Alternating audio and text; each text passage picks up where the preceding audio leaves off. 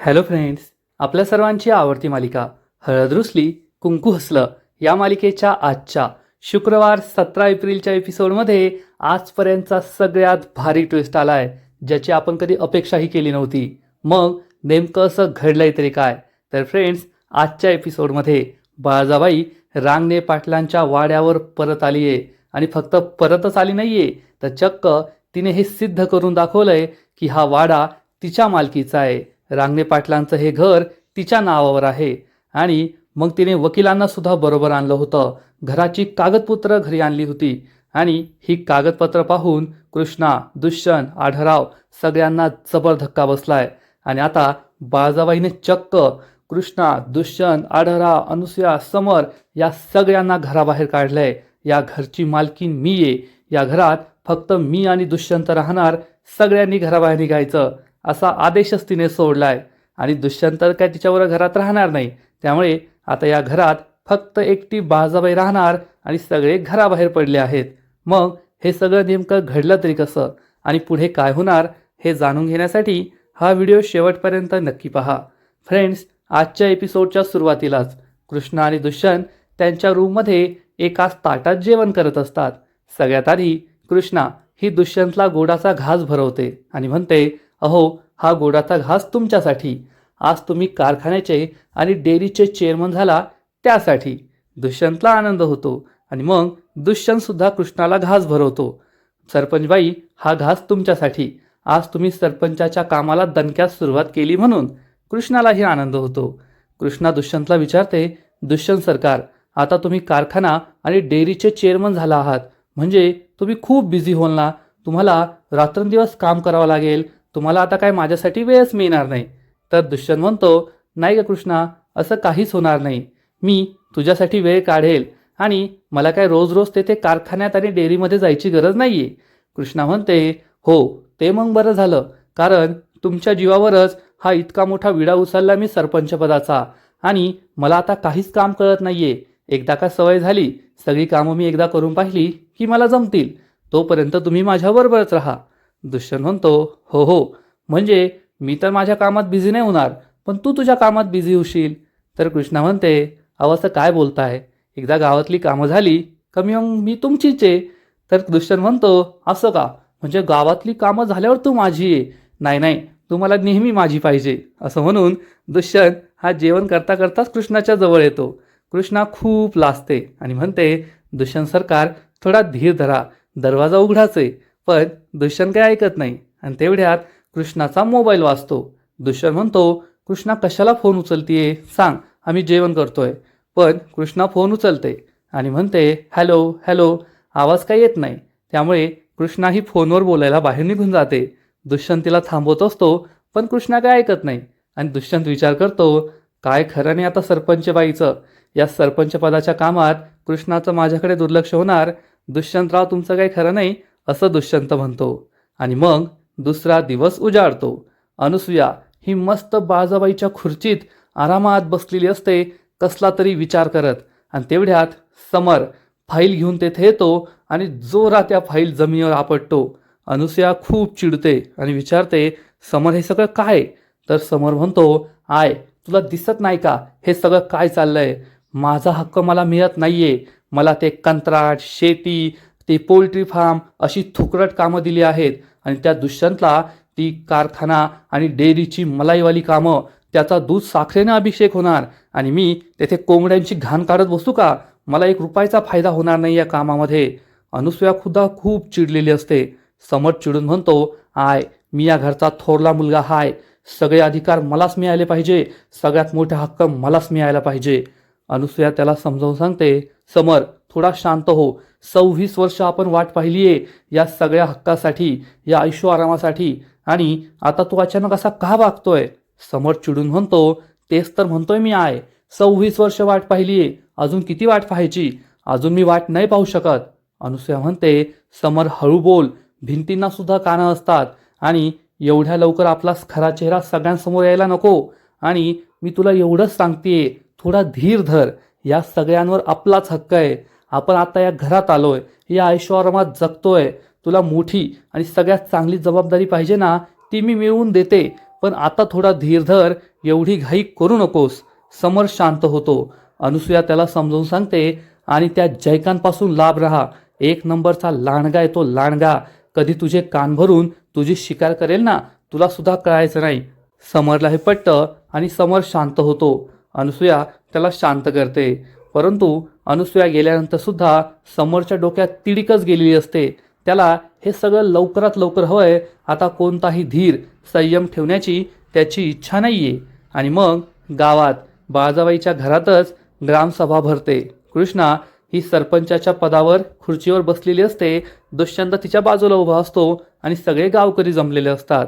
दुष्यंत आणि कृष्णा एका बाईला बोलवून घेतात आणि सांगतात, तुम्हाला घर हवंय ना, आम्ही सरकारकडे अर्ज केलाय, लवकरच मंजूर येईल आणि मग आम्ही तुमचं घर सुद्धा बांधून देऊ. ही बाई धन्यवाद म्हणते. कृष्णा विचारते, अजून कुणाच्या काही समस्या आहेत का? तेवढ्यात दोन भाऊ उभे राहतात आणि एक भाऊ सांगतो, कृष्णे, आमचा जमिनीचा वाद आहे. माझ्या बाने ही जमीन आमच्या दोघांच्या नावावर केली आहे, पण हा मला शेतीच करू देत नाही.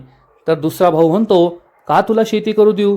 आपल्या बाने तुझ्या नावावर दुकान केलंय ना, म्हणजे दुकानाचा मलिदा पण तूच खायचा, शेतीचा मलिदा पण तूच खायचा, आणि मी काय फक्त शेतीच करायची का?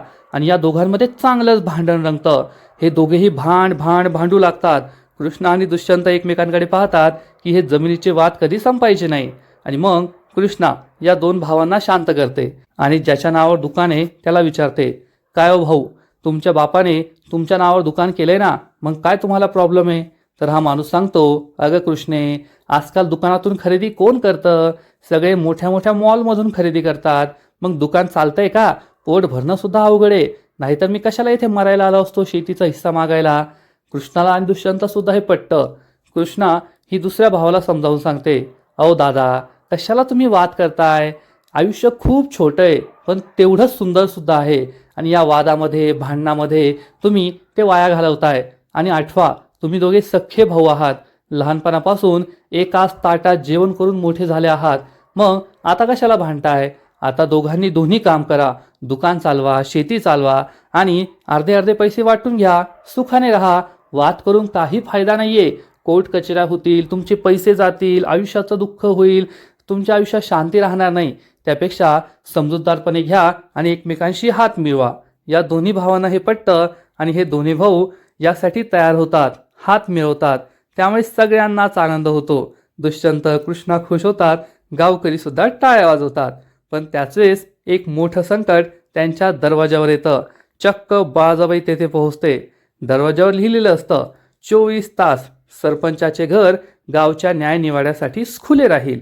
आणि बाळजाबाई काही एकटी आलेली नसते, तर तिच्याबरोबर चक्क वकील सुद्धा असतात. बाळजाबाई या बोर्डकडे पाहते, कारण आज तिला सुद्धा न्याय हवा असतो. बाळजाबाई ही पुढे येते.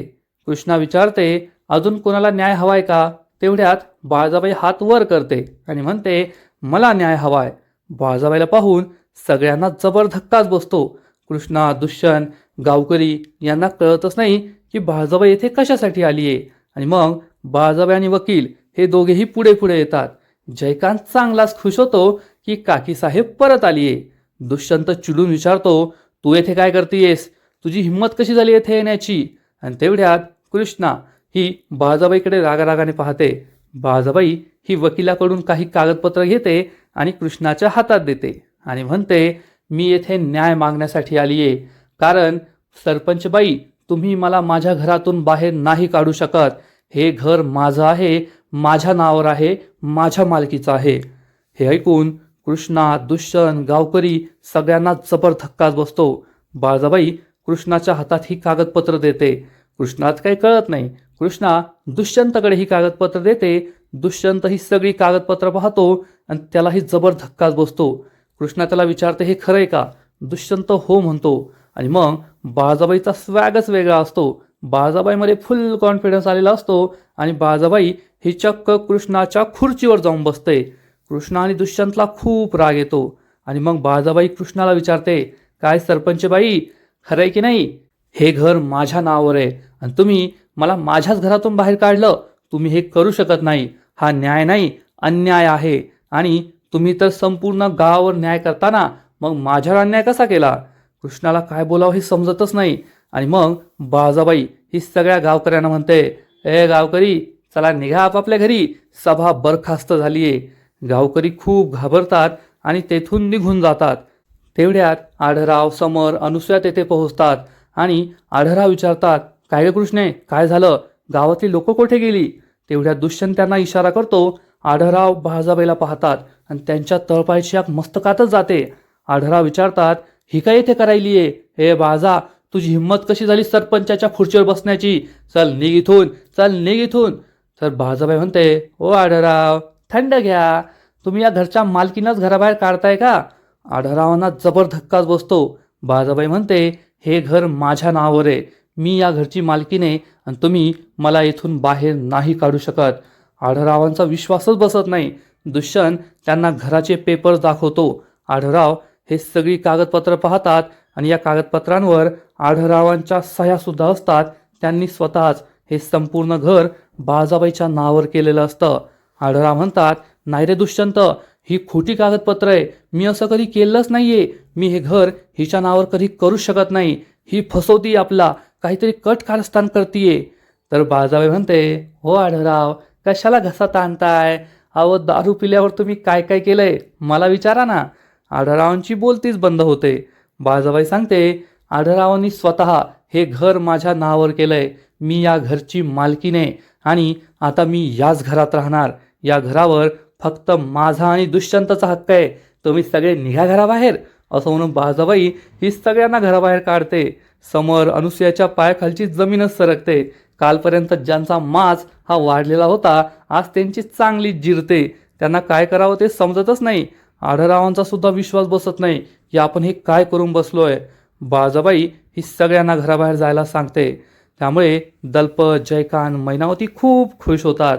कृष्णा चिडून म्हणते, ओ बाळजाबाई, शांत बसा तुम्ही. मला माहिती आहे आजपर्यंत तुम्ही जेवढी कट कारस्थाने केली आहे, हे सुद्धा तुमचं एखादं कट कारस्थानच असेल. आमचा तुमच्यावर विश्वास नाहीये. आम्ही गावातील नोंदी चेक करतो, सगळी कागदपत्र चेक करतो आणि मगच ठरवू तुम्ही खरं बोलताय की खोटं बोलताय. दुष्यंतला सुद्धा हे पटतं. कृष्णा बाळजाबाईला म्हणते, जोपर्यंत आम्ही नोंदी चेक करत नाही तोपर्यंत येथेच बसायचं, येथून हलायचं नाही. बाळजाबाई म्हणते, अगं हो ग, मी काय येथून हलत नसते.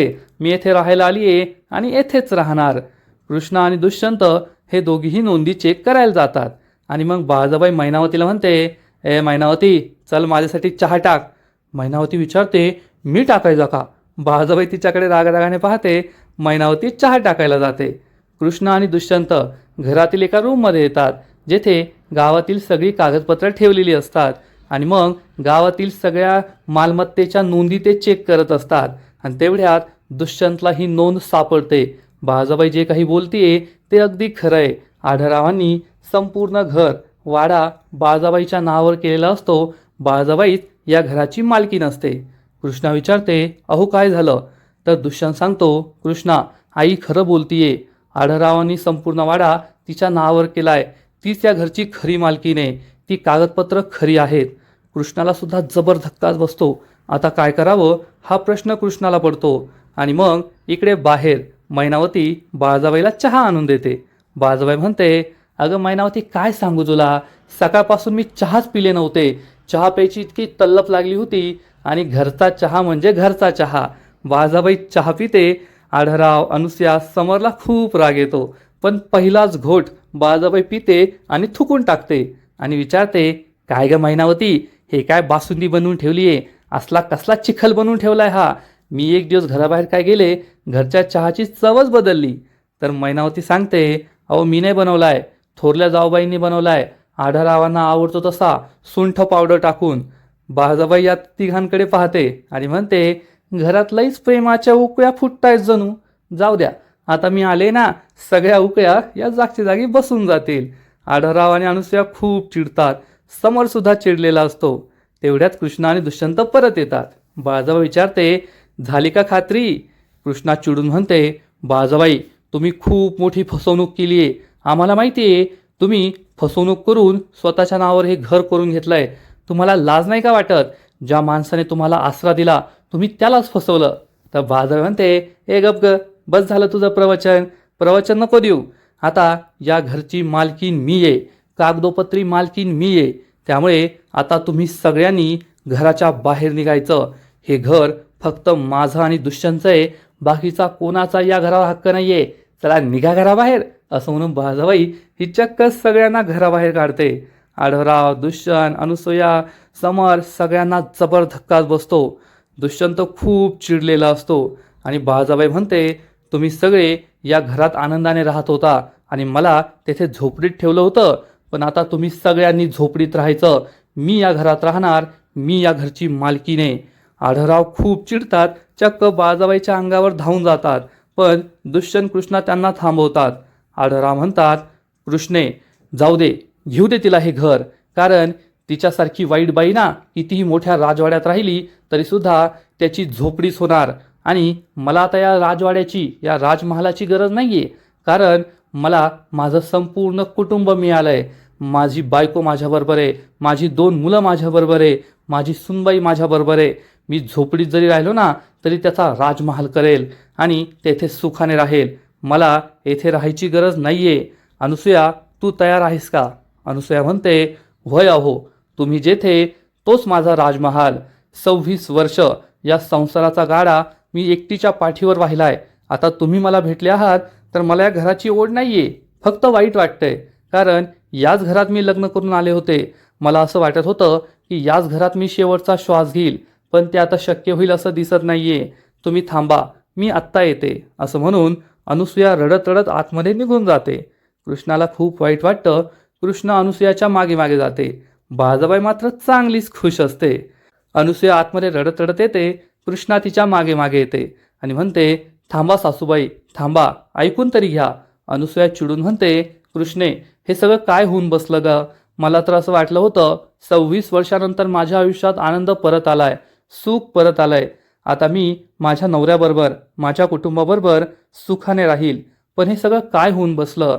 मला आता या घरात शेवटचा श्वास नाही घेता येणार. तुला माहिती आहे का, 26 वर्षांपूर्वी वाजत गाजत आनंदाने आढळरावनी मला या घरात आणलं होतं. मी किती खुश होते. माझ्या सासू सासऱ्यांचं सगळं या घरात मी केलं. या घरातच समर माझ्या पोटात आला. असं वाटलं आता माझं आयुष्य सुखाने न्हावून जाईल, पण मग ती बाजा आमच्या आयुष्यात आली. 26 वर्ष मला आणि आढळरावांना वनवास भोगावा लागला आणि आज पुन्हा एकदा आम्हाला वनवास म्हणून या घराबाहेर जावं लागतंय. असं का झालं माझ्या आयुष्यात? माझ्या आयुष्यात सुखच नाहीये का? या घरात राहण्याचा आनंद नाहीये का? मला जगण्याचा अधिकारच नाहीये का? तूच सांग ना कृष्णा. कृष्णाकडे काहीच उत्तर नसतं. अनुसूया ही कृष्णाला जाब विचारते, कृष्णा तूच मला म्हणाली होतीस ना की तू मला माझे सगळे हक्क मिळवून देशील, मग या घरावर माझा हक्क नाहीये का? आज मला या घराबाहेर का जावं लागतंय? का ती बाळजाबाई परत आलीये? का मला ती या घराबाहेर काढतीये? बोल ना कृष्णा, बोल, असं म्हणून अनुसूया ढसाढसा रडू लागते. कृष्णाकडे सुद्धा या प्रश्नाचं उत्तर नसतं. अनुसूया तिला जाब विचारते, कृष्णा आता मी माझ्या समरला काय सांगायचं? 26 वर्षानंतर तो स्वतःच्या हक्काच्या घरात परत आला होता. त्याला असं वाटलं होतं की 26 वर्ष ज्याला ते नाही मिळालं ते आत्ता मिळणार आहे. तो सुखी राहील, सुखा समाधानात राहील आपल्या कुटुंबाबरोबर. पण ते सुखसुद्धा या बाळाने त्याच्याकडून हिरावून घेतलं. मला काही नाही, मी माझी जिंदगी जगले, पण माझ्या समोरचं काय? त्याने असंच अभावात जगायचं का? असं दुःखात राहायचं का? कृष्णे तूच सांग मला, आता आमच्या आयुष्याचं काय होणार? आमच्या भविष्याचं काय होणार? अनुसूया रडत असते. कृष्णा तिला समजावून सांगते, सासूबाई मी तुम्हाला वचन दिलं होतं, मी तुम्हाला तुमचे सगळे हक्क मिळवून देईल, आणि जर ते वचन मी पूर्ण करू शकले नाही ना तर माझा जगून काही फायदा नाहीये. मी तुम्हाला अजूनही वचन देते, तुम्हाला तुमचे सगळे हक्क मिळवून देईल. बाळजोबाईने हे कट कारस्थान केलंय ना ते आपण उलथून लावूया. तुम्ही घाबरू नका, सगळं काही ठीक होईल. पण त्याच वेळेस दुष्यंत रागाने तेथे येतो आणि कृष्णाला ठणकावून सांगतो, कृष्णा चल आपल्या बॅगा भर. जे घर या बाळजाबाईच्या नावावर आहे ना त्या घरात मी नाही राहू शकत. क्षणभर सुद्धा आपण येथे राहायचं नाहीये.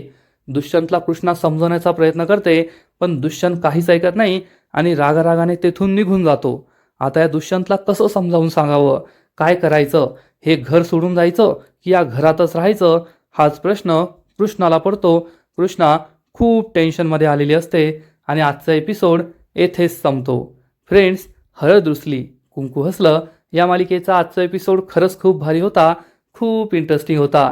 बाळजाबाईने खरंच नेहले पे देहला टाकलाय असा काही डाव टाकलाय ज्यामुळे संपूर्ण रांगणे पाटील कुटुंब हादरून गेलंय.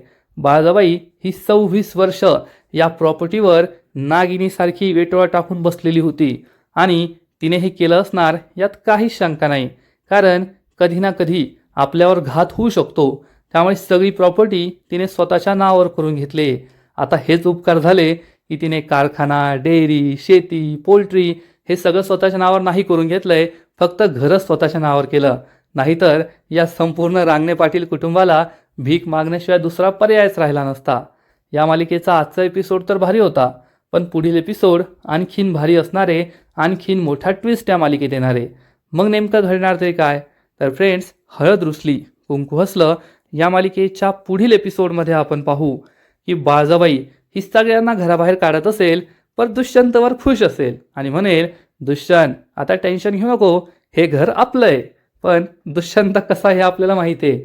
दुष्यंत बाळजाबाईला ठणकावून सांगेल, ओ बाळजाबाई, आपलं नाही, फक्त तुमचं. कारण तुमचा आणि माझा काहीच संबंध नाही आहे. तुम्ही मला मुलगा मानत असाल, पण मी तुम्हाला आई मानत नाही.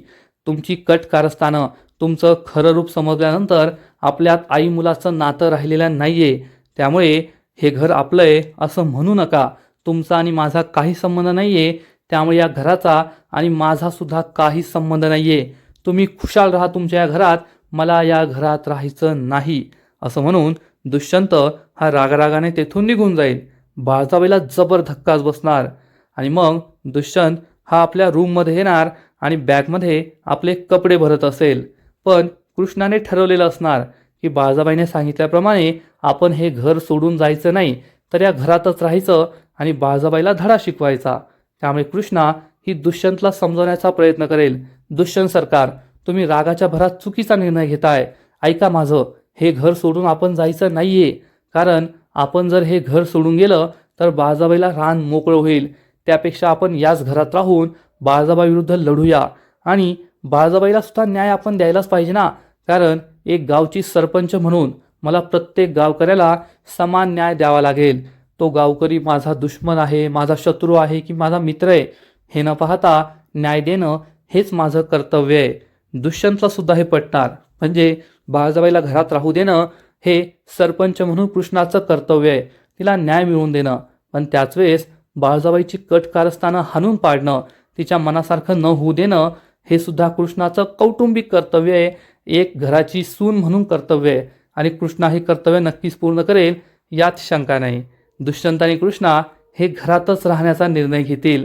म्हणजे आता एकूणच रांगणे पाटलांच्या घरामध्ये एक महाभारत सुरू होणार आहे. एकाच घरामध्ये बाळजाबाई आणि अनुसूया राहणार आणि त्यांच्यामध्ये आढळरावांचं चांगलं सँडविच होईल यात शंका नाही. कृष्णाला एक नाही तर दोन सासूंशी लढावं लागणार आहे आणि त्यातील एकही सासू गुणाची नाही आहे, एकही चांगली नाही आहे. दोन्ही तिच्या विरुद्ध कट कारस्थान करतील यात शंका नाही. आणि आता ही सुद्धा शंका वाटू लागली आहे की आज ना उद्या चक्क अनुसूया आणि बाळजाबाई या दोघी कृष्णाविरुद्ध एकत्र सुद्धा येऊ शकतात. ते म्हणतात ना, दुश्मन का दुश्मन, तसं कृष्णा ही अनुसूयाच्या डोळ्यात सुद्धा खुपते आणि बाळजाबाईच्या डोळ्यात सुद्धा खुपते. त्यामुळे आज न उद्या या दोघी एकमेकींशी हात मिळवणी करू शकतात. त्या म्हणतील, आपला हिशोब आपण नंतर मिटूया की कोणाला काय मिळणार, पण सगळ्यात आधी आपल्याला या कृष्णाचा काटा काढायचा आहे. कारण जोपर्यंत कृष्ण आपल्या आयुष्यात आहे तोपर्यंत आपली मुलं आपली कधीच होणार नाही. माझा दुष्यंत माझा होणार नाही आणि तुझ्या समोरला तुझे हक्क मिळणार नाही. त्यामुळे आधी आपण या कृष्णाला आपल्या वाटेतून हटवू आणि मग आपल्याला जे काही हवं आहे ते आपण मिळवू. म्हणजे आता समर, अनुसूया, बाळजाबाई हे तिघे एकत्र येऊन कृष्णाच्या विरुद्ध काहीतरी प्लॅन बनवू शकतात. आणि कृष्ण आणि दुष्यंत याबद्दल नक्कीच माहिती नसेल, कारण बाळजाबाईचा खरा चेहरा तर त्यांना समजला आहे, पण या अनुसूया आणि समरचा खरा चेहरा त्यांना अजून माहिती नाही आहे. आणि ते नक्कीच पाठीत खंजीर खुपसू शकतात, माहीत नसताना वार करू शकतात.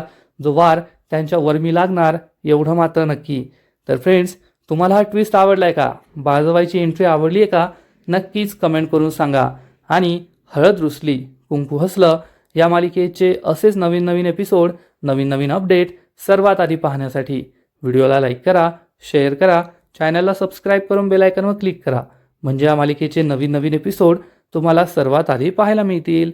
खूप खूप खूप धन्यवाद.